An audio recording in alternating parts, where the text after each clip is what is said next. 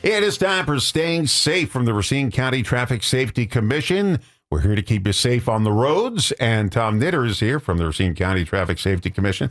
Hi, you old timer. Good morning, Don. One old timer to another. Yeah, thanks. We actually sent an older driver. I'm a bona fide older driver to talk about driving in the older years. Yeah, right, so right. people say, oh, you don't know what you're talking about. Yeah, we know what we're talking about. We're older drivers. That's our topic today. Growing older, driving older, and either you are, your parents, your grandparents, and that's what we're here to talk about today because it's tough when you're getting older, your eyes are going down, your reflexes aren't like what they used to be. And we're going to talk about that growing old. So let's talk about that growing old. Is it a reason to stop driving? No, not at all. And how this came about was this was always kind of like the third rail of discussions with things when you talked about traffic safety. It's really, we started out wanting people to be aware of some of the things that as you age, there may be things that are occurring to you that you may not even realize that perhaps other people start seeing. But yeah, age alone is really not a reason to stop driving. You always hear about these people. I'm 102 and I'm still driving. Some people can do it. They certainly can. Other people cannot do it. That's good. There's some people that at 35, they should probably give up their keys. But people at 18 should give up their keys. So the latest thing is all these drivers, these I don't know if they're young people or not, with the mufflers, the backfiring mufflers on Main Street. Holy mackerel. It is annoying. It's middle of the night, you're bang, bang, bang out. Sounds like a gunfight, and it's some guy's muffler. All right. So growing old, what are some signs that it's time to stop driving? Let me just preface this by saying when my mother and father, my father gave up driving because he was getting dementia and Alzheimer's, and my mother was driving him everywhere, but my father would touch the gear shift and pull on it. And my mother would get distracted by saying, get your hand off there. He'd try to open the door sometimes, get your hand. And I said, Mom, you can't drive like that, arguing with Dad at the same time. She was a good driver, but you can't do that. If you do that, some poor schnook crossing the street's going to pay you the price, and we don't want that happening. So she willingly handed me the keys, but I told her, anywhere you want to go, I'll drive you. And I kept that word. But it's tough. Some people don't want to give up the keys. Well, we're talking about independence, and it's a difficult thing. And again, there's sort of workarounds with some of that. I think the thing to keep in mind is that really nobody wants to cause a crash where somebody is injured or killed because of their own actions. But yet they have to, find a way to keep on living and so forth, go about their daily needs and so forth. It's always been that probably friends and family have started to, help out in terms of driving and people start doing adjustments to their own driving. They may limit their driving to daytime hours, for example. They may, take a familiar route in terms of going to things, and they'll limit their driving. The days of long road trips are probably over, but if they need to go to the grocery store or to the pharmacy or something like that, they're still able to do that. They're familiar with things. And the good news is that there's, over the years, there's been more and more options for people. If you don't have a family member or a friend that can drive you, there's medical transport companies. Uber. There's Uber now, Lyft, things like that are reasonably affordable. And of course, you got the transit system, and so forth. So yeah, there's workarounds with that. So. And also, the older you are, the more pills you're taking, medications, I know, and it can impair your, ability to react quickly. And so you got to be careful of that. Now, anybody can take medication. You could be, 20 years old and take medication, but older people tend to take more than most people. Well, that's true. And again, everybody's has their own physiology, as it were, where, medication can affect some people more than others and so forth. But one thing I wanted to point out, maybe people, your listeners, may want to follow along with us a little bit, because we brought up our poster. We put a lot of time and effort into creating the poster on a monthly basis. So it's Staying Safe at Racine County. And yeah, so if you did, what I do that. is I Google Racine County Staying Safe, and it pops right up, and all the posters we've talked about are there. Click on it. Like the bottom one is older drivers. That's one we're doing today, so you can kind of follow along with us. And getting lost too. Now anybody can get lost, and when I talk about older drivers, I'm talking about like 70s, 80s, stuff like that. Let's talk about the DMV and older drivers. No special testing requirements for older people. You get the same test, right? Well, we're talking about the state of Wisconsin. Yeah. Here, different states have different Do they rules really? and so forth. Yeah, they do. In fact, Illinois had it years ago. My father lived in Illinois, and we went for his license renewal, and he had to take a road test. That's something that doesn't exist currently in Wisconsin. I think actually in Illinois they rolled back the law a little bit. I think it had been like age 75 when a road test was required, and I think because of public pressure, they kind of raised it up to like maybe 78 or something like that now. So you have to retake them, huh? Wow. Had to retake them. I wonder how many people of any age can pass a road test or even the written test if they had to take it today. That's true, but we all have a responsibility to drive safe or drive as safely as we can. Realizing that you got to interact with other motorists and you always got to drive defensively, no question about that. And overall, the older driver, and I'm gonna say probably people 55 and up, we'll call the older driver. As a group, we're pretty good. We're experienced, and we don't take a lot of risks. But again, because of the effects of aging, certain things do come up, hearing loss, vision loss, reaction times, things like that. And like you said, with medications and so forth, it can affect your ability to drive safely. Here's something I didn't know. A physician can actually have your license canceled.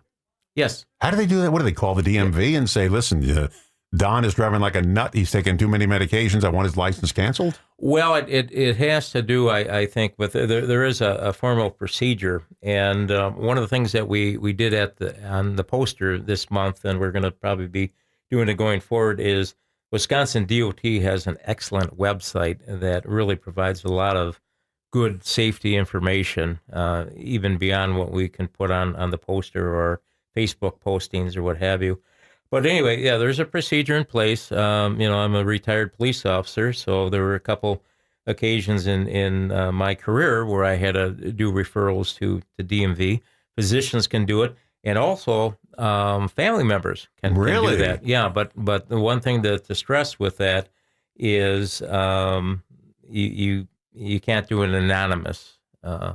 Because it's public records. So mom's going to find out. Mom's going to find out, yeah. And what we'd rather stress is that you have the talk, if you will, with mom or dad or grandparents or whatever, just trying to point out and trying to work with them in a proactive way to prevent a problem from occurring.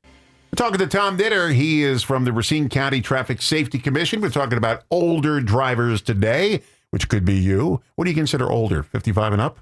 I'm going to say 55 and up. Yeah, I mean, there's different definitions, obviously, Social Security age and, 62 and whatever, but 55 and up is what we consider. I used to be with a program called Racine County Triad. It was a crime prevention and safety program geared for older adults, and we tried to focus on people that were 55 and up. But again, when we're talking older driver, people that are now the kids or even grandchildren, should be aware of some of these things because they may end up helping, mom or dad or the grandparents or what have you. So what are the signs when it's time to stop driving? Because most people don't really, they say, I'm fine, because people don't think of themselves as being old. They just don't. They think of themselves being young. So what are the signs? Right. Well, again, if you have significant changes in health or medication, some of these things you may not be aware of. Somebody else, a third party may have to look at you and say, well, mom or dad just isn't right, since they went on this medication or what have you. Being surprised by other drivers or pedestrians. I mean, some of these things can happen to anybody, so no question about it. I think you're looking at a pattern of things that seem to develop. Experiencing new misses or minor accidents. A lot of times what brings some of these signs to visible would be, the daughter shows up and says, "Geez, Dad, look at the right side of the car." I mean, there's dents and so forth, and they may not even be aware of it. But sometimes that happens. Um, Others expressing concern about your driving. I mean, that could happen at a younger age, no question. But if you have people that are starting to blow the horn and passing you abruptly and so forth. So, difficulty reading road signs. Again, our vision, has a tendency to decrease as we get older. So, nothing wrong with that, but those things can be adjusted, with glasses or corrective lenses, what have you. And one of the big ones, and this is something that I experienced with my father, getting lost in familiar areas. Yeah. Yeah. How about navigating those barrels on Spring Street and so forth? I get older. I mean, I'm experienced. It's like a slalom out there trying to get through those barrels. It can be a challenge, no question about it. So again, these are things just to be aware of. And again, we would like people to do sort of a self-assessment. And, just like now in today's world, people are starting to look into long-term care policies and other things as they age and starting to, if they want to stay in their home, starting to make some adjustments, putting in grab bars and whatever else. Same thing, plan for the day where, you might be a hazard to not just yourself, but other drivers and pedestrians that you may have to make some adjustments. Let's talk about having a safer trip. I know we have a big storm day today, to possible storms. When you get that rain where you can't see the road, it's terrifying. I'm terrified because you can't see the road. When it's foggy outside, you can't see the road. In a snowstorm, you can't see the road. And it's terrifying for everybody. But if you're older and you don't have the reflex that you used to have, I mean, it's tough. Sure. Yeah, sure. It's a challenge. And we, as, traffic safety and public safety professionals, you'll hear more and more announcements saying, hey, if you don't have to drive, if you don't have to go somewhere, stay home. You can always reschedule an appointment. Your safety and the safety of others is perhaps not worth it. So just be aware of that. So many things here. Have a safer trip. I'm reading through some of them now. Make sure your seatbelt's on. We were talking during the break. It's just, it's second nature to me. I don't think about putting the seatbelt on. It's just, I get in it. It happens. All of a sudden it's on. I don't know how it got there, but it got there. Right. That's sort of a mindless habit, but it's a good habit to have. In fact, the older driver, if you look statistically, I think they have the highest use of seatbelt usage of all the driving groups. I remember before seatbelts, nobody ever thought about it. But then seatbelts came around. What are the biggest risk areas we have for older people? Is it backing up and parking, parallel parking, getting in a spot that's tough to get into? Yeah, that certainly is one of them.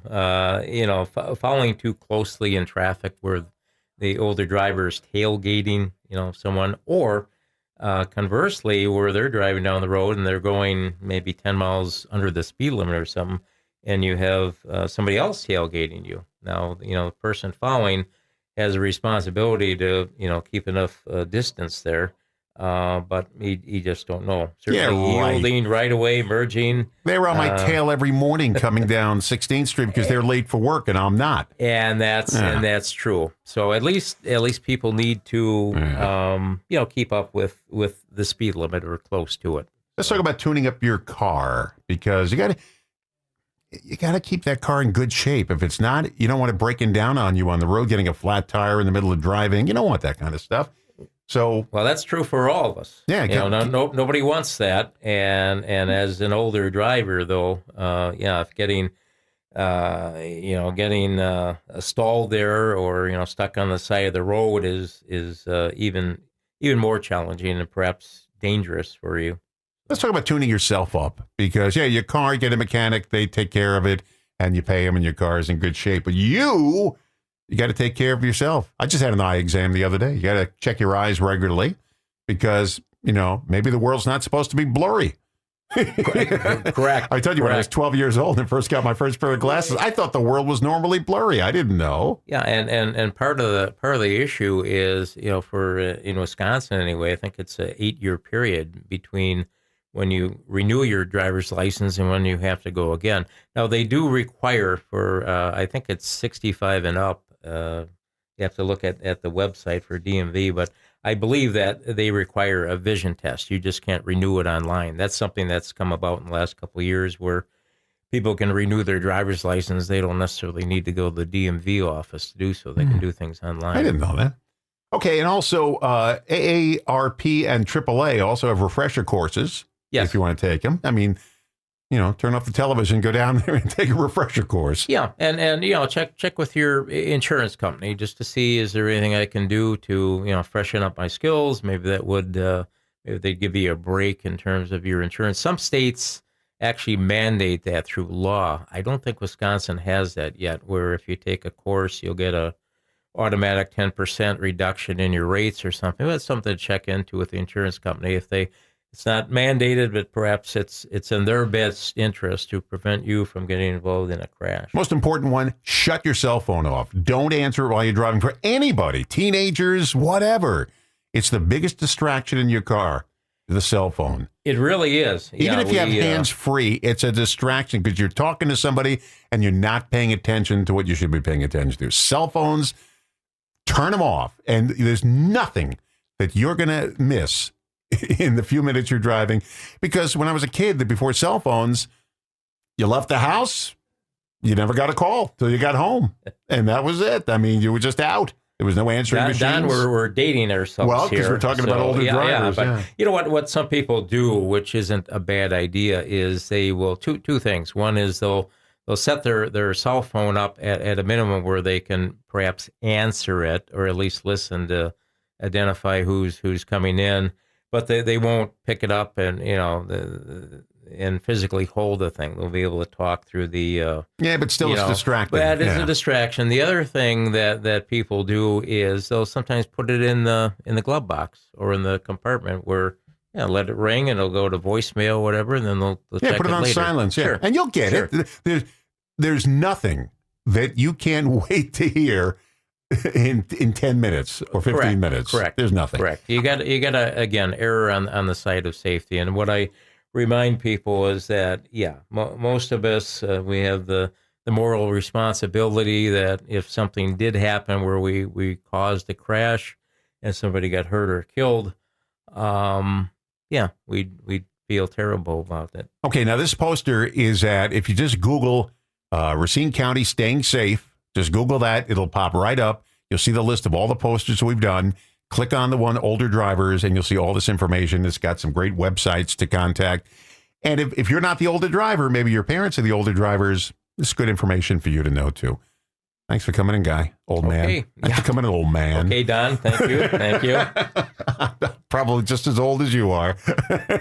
We're close. Yeah, we're close. We won't disclose that, but I don't look that up. We have young voices, I hope. And right? I still have black hair. Yeah, so right. And you have very little gray hair. Yeah, just very little. Bit. Yeah, good for you. A charmed life or something. I don't know. Tom Knitter from the Racine County Traffic Safety Commission. Thanks for doing this. This is a lot of work, and you don't get paid to do it, so I do appreciate this. And who puts the poster together? We've got a couple people at the county. One, her name is Vel. I want to say it's Delanovich, so something like that. She's the one that actually puts the posters together. And then we got the communications manager, Casey Morganson, that sends it out on Facebook. And so we're on social media as well. Good for you. Thanks for coming. I'll see you next month. You're welcome. Every month. Thank you, Tom. Tom Knitter from the Racine County Traffic Safety Commission.